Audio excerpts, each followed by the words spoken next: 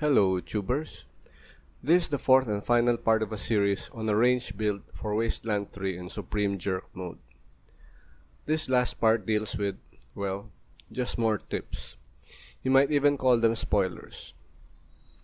I just finished this game on its hardest mode, and I tried several team builds, to the point where I almost can't get myself to finish it one more time. Anywho, here's what I learned and I'm sharing these with you. Again, be forewarned, some of the info here are spoilers, but these will make life in Supreme Jerk mode much easier. Tip number 1. Get the cool stuff early. I've said this tip before in a previous video because it's so important, it deserves repeating. In fact, if you remember this one tip only, this will carry you through the rest of the game. With a little insider knowledge, a bit of risk-taking and luck, this game allows you to acquire high-level items early in the game, making the rest of the game easier to play. And let's face it, who doesn't want to be packing a level 23 submachine gun at level 11? The game at Supreme Jerk mode still won't be a breeze, but it will be definitely easier. And more fun, I guess. There are many ways to get the cool stuff early. I'm sure I don't know all of the ways, but I'll share with you some of the ways that I know of. Tip number 2. The PDW-01 is your friend. Of all the cool stuff, for me, the PDW-01 is the best. There is only one way to get this, which I will elaborate on the next tip. The PDW is the BFG, the atom bomb, the doomsday device, the quad laser, the HIMARS, and the Death Star of this game. By itself, it is already a cool weapon, but if you can mod this, then it gets to be more fun. With the mod shown here, the PDW now has the range of an automatic rifle. It has the phase silencer which can insta-kill an enemy if used in stealth, and has a quick fire mag which brings its action points down from 4 to 3 AP. That means, for my boy here with 12 AP, he can fire this thing 4 times instead of 3 times. In several parts of this series, I've shown videos of this thing in action, but I'd rather you experience this yourself. You're welcome. That said, I got this tip from other dudes in YouTube, so this is not quite a secret, but the trick here is to get it earlier than you think you can. I've wanted to do an all-sniper build for quite some time, but I just can't do it because the damage of this weapon is so hard to ignore. That said, Wasteland 3 is a team game. We will definitely need more than just one guy with a cool weapon. Related to this weapon is tip number 3. Visit the massacre site. First off, you'll find the PDW only in this site and nowhere else in the game. There are many tips on the net on how to get the weapon and how to get to this site, and here are my own, having obtained the PDW at level 11. Radiation shielding of 2, some amount of perception, and survival 7 or a lot of saving. Let me clarify. The massacre site is surrounded by radiation 3 gas clouds, which will kill us if we only have radiation 2 on the Kodiak, but there is a way to the site that is only radiation 2. The trick is in finding that route. And no, we don't need Morningstar to find this site. Second, when I got the PDW at level 11, I just got out from the bazaar and was able to access both the massacre site and the PDW coming from the bazaar. However, on my next playthrough at Supreme Jerk mode, I was able to reach the site, but I couldn't access the stash where the PDW was hidden. I'm guessing here it may have been that I didn't have enough team perception on my second attempt. It took me several visits to the site before the game let me find the stash. I already know where the stash is. The game just wouldn't reveal it to me, and therefore I could not access the loot until a few more levels later into the game. If you played the game before, not having enough survival skills on the road will make us prone to ambushes, and these encounters can be tough. Honestly, I found the survival encounters much harder than the hardest parts of the storyline. In survival encounters on the road, the enemy has the initiative, we're not set up, we're usually outnumbered, and we have no idea on how powerful the enemy is. But since the survival check are random encounters, as I move closer to the massacre site, I save every few meters or so. If I take a wrong turn and enter radiation 3 or a survival check, I reload. This is perhaps the only part of the game where I save every so often, in contrast to the regular story thread of the game. However, all of this risk-taking is worth it because the massacre site is a treasure trove. In addition to the PDW, there's one more bonus weapon. It could be a proton axe or a really cool sniper rifle or something else. Once we found the massacre site, save before entering, and using different guys to search for the hidden cache.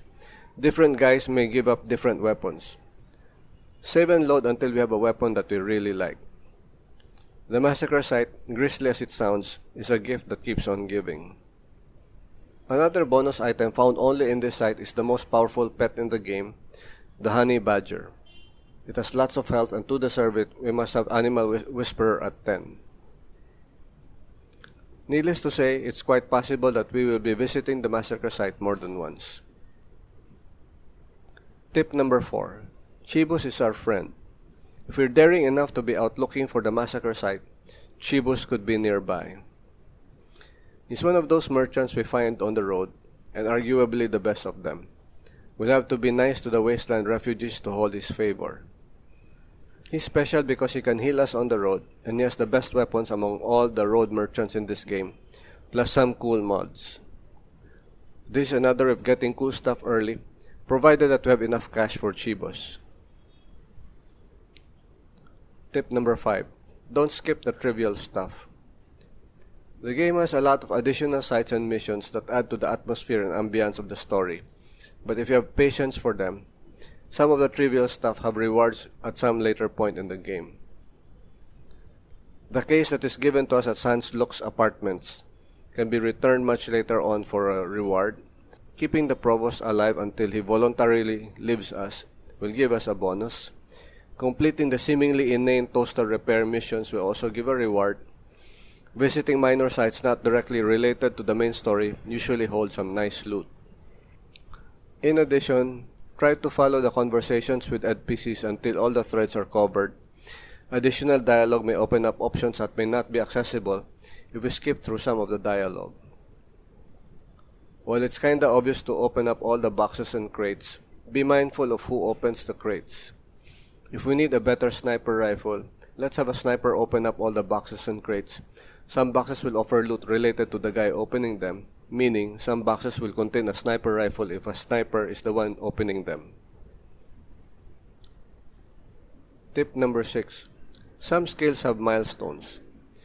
Not all skills have to reach 10. I've mentioned that earlier in a video on what skills need to reach 10 by the end game and what skills are ideal depending on which part of the game we're on. A survival skill of 7 is enough to get us anywhere on the map without being harassed. One important milestone is having an Animal Whisperer perk at level 3 where a pet can have more health and deal more damage. This skill is also one of the few skills where it's helpful for everyone to have. Weapons that deal explosive damage, even if they're not heavy weapons, will benefit from explosive skills, and having 2 or 3 guys with leadership will allow everyone nearby to benefit from the buffs. Another skill milestone is having weapon modding at 5, which gives us a perk that can make us find more ammo in our loot. This is especially important in a gun-oriented build. We will be running out of ammo every now and then. Lastly, having barter at 7 gives us the perk of Antiques Appraiser, where our junk can, at random, be found to be an antique that is valued much more. And if we've hoarded all our junk up to this point and unload it into the bazaar that has given us a 20% discount, this could add up to a lot of cash.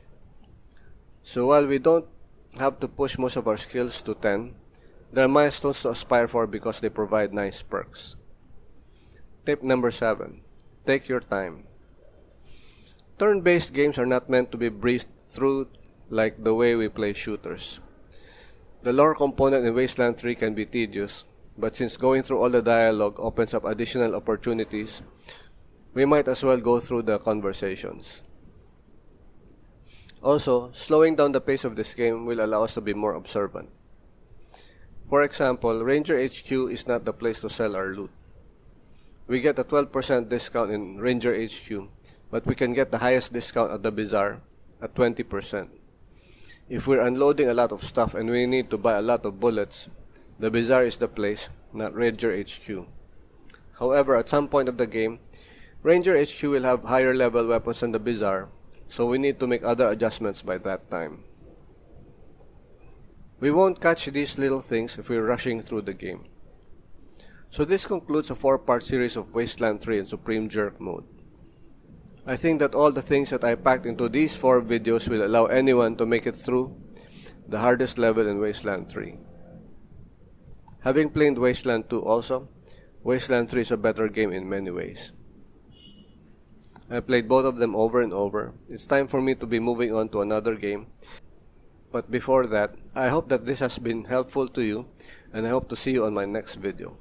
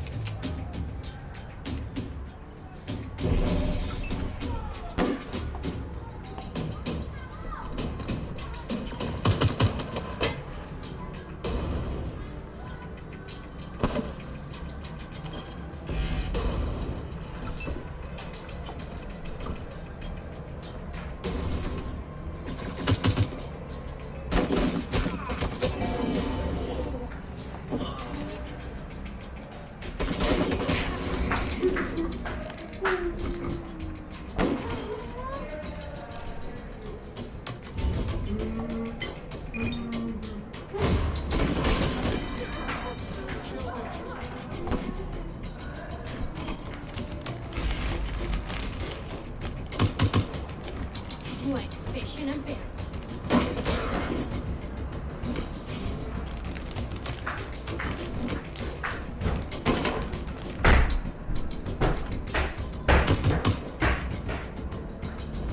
Taking cover!